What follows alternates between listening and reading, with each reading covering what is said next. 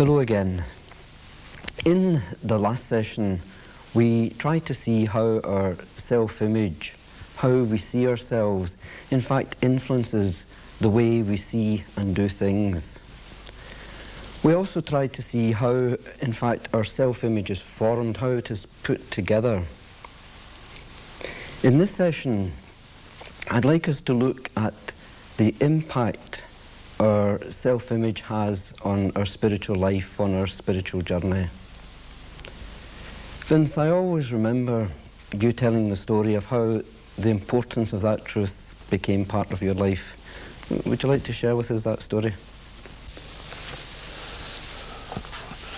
Well, to be honest with you, it wasn't until I went to the monastery that I discovered how important self-image and self-concept really is. One day I was reading the treatise of St. Bernard of Clairvaux, a 12th century monk who was a doctor of the church, and in his treatise he said the first stage of love of God is love of self, it's self-esteem, it's self-worth, it's the internalization of the good news. And at that point I began thinking, golly, I don't have a positive self-image, and it really kind of blew my mind. And I began to realize that I needed to kind of look at things again, and so I started to reflect on, well, where did my poor self-image come from? And as I went back in my own life, I discovered that when I was a young boy, I was in the 4th grade, and I overheard the teacher saying to my mom that I wasn't as smart as my brothers, that I was kind of dumb, and that I needed to be tutored during the summertime. Now, neither one of them knew that I overheard them saying this, so I began to pray that my mom would forget all about that. And but then came summertime, and my mom sat me down and set out this regime where I had to go to the school teacher's house, which was next door, and be tutored every day. And if I didn't do it, then I couldn't go swimming, I couldn't go sailing, I couldn't go to the beach, I couldn't do this, I couldn't do that. And then my father sat down and he laid it even stronger. And so every day I used to go to this teacher's house, and boy, I really hated it. And so I began to think I'm really dumb. So then, as a result of that input, hearing that, I began to live it out. And so I got in the 5th grade, I did worse, and then I got to 6th grade, and worse, 7th grade, 8th grade, 9th grade. And then I finally reached my 3rd year in high school, and I had been flunked out of everything so many times, got kicked out. They finally had a meeting with my parents and the superintendent and the principal of the schools, and they said he hasn't got any future in education. So on my 17th birthday, my parents agreed with them, and so I was sworn into the United States Navy. Well, I went in the Navy, and then, lo and behold, I volunteered for submarine service, and so I went to New London, Connecticut, which was the training base for submarine people, and the first day they announced that this group of men, were in the top 5% of the Navy. We were selected carefully because we had to be above average intelligence, had to be psychologically put together, et cetera, et cetera, et cetera. And I said to myself, my God, they made a mistake, you know. And so each day I waited for them to come in and announce my name, that they had made a mistake, see, but they didn't. And so I did very well in the Navy, and finally I did so well that they offered to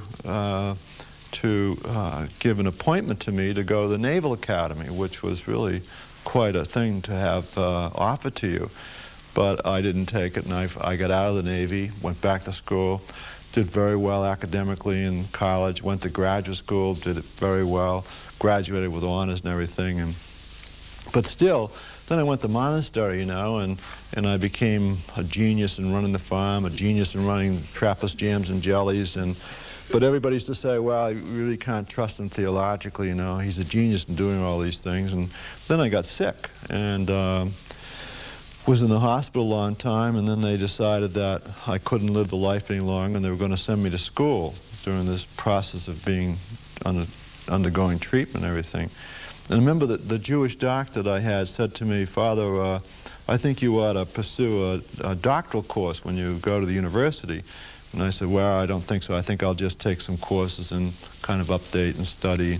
He said, no, you're going to be there for a while. Why don't you take a doctoral course? And I said to him, I said, look, I don't think I can do a doctoral course. Thinking way back on those early days, you know, that I couldn't do academics, especially doctoral level.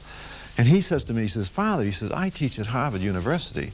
He says, you're one of the brightest young men I've ever known. He says, you could do a doctorate standing on your head, you know.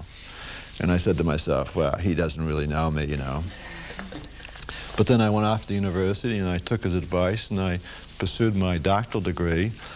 And then at the end, when I did my defense of my dissertation and everything, and I came out of it, and I said, my God, it's true, I'm brilliant, I'm a genius. Because they asked me such stupid questions at the end of the thing. I said, I am brilliant, I am a genius. Then I went to the University of North Carolina, which was a state university, and I was the first Catholic priest to ever hold rank in that institution, and I taught in the School of Education, although I never had a course in education. They used to say that was why I was good at it.